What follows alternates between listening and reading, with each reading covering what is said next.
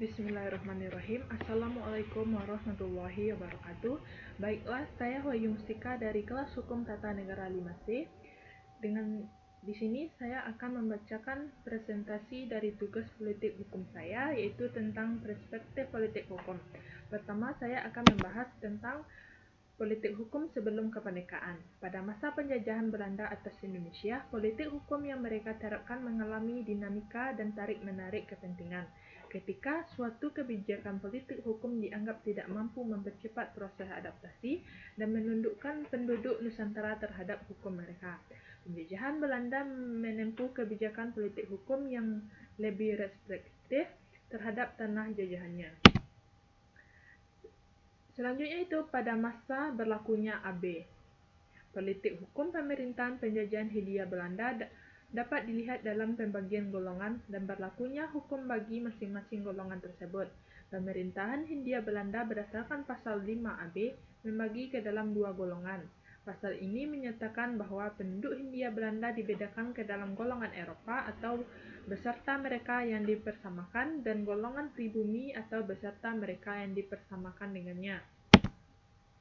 Selanjutnya itu masa Regering atau RR. Politik hukum pemerintahan jajahan yang mengatur tentang pelaksanaan tata hukum pemerintahan di Hindia Belanda itu dicantumkan dalam pasal 75 RR yang pada asalnya seperti tertera pada pasal 11 AB.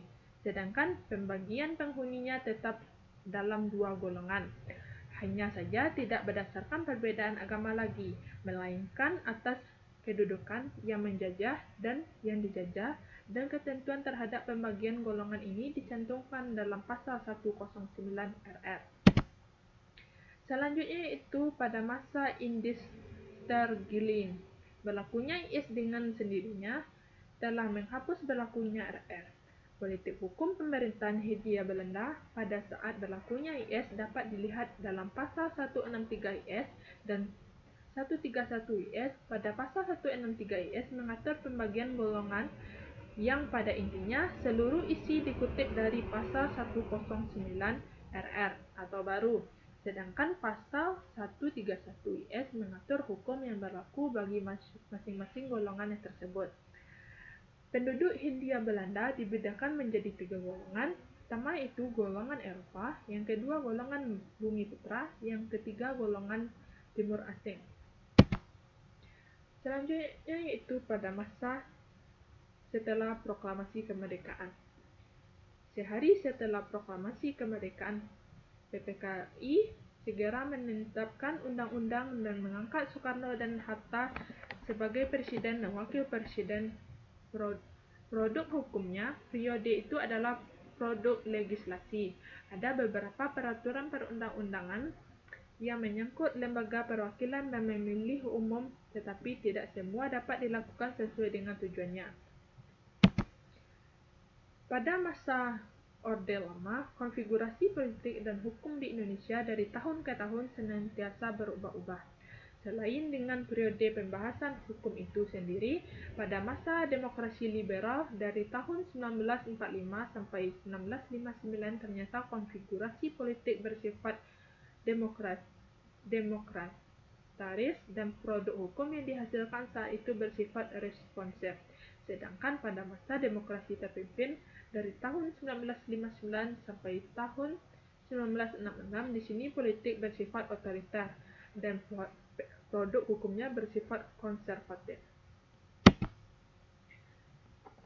Selanjutnya perkembangan politik hukum pasca reformasi.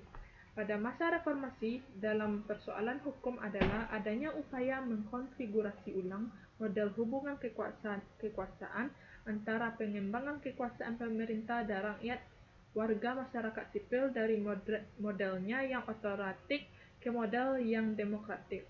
Bila ditinjau makna dan manfaat serta tujuan politik hukum itu sendiri sangatlah berpengaruh pada kemaslahatan masyarakat Indonesia, karena salah satu tujuan politik hukum yang dilakukan oleh penyelenggara negara dan legislatif terkandung manfaat yang sangat besar yang bertujuan untuk melindungi segenap rakyat dan menyejahterakan masyarakat.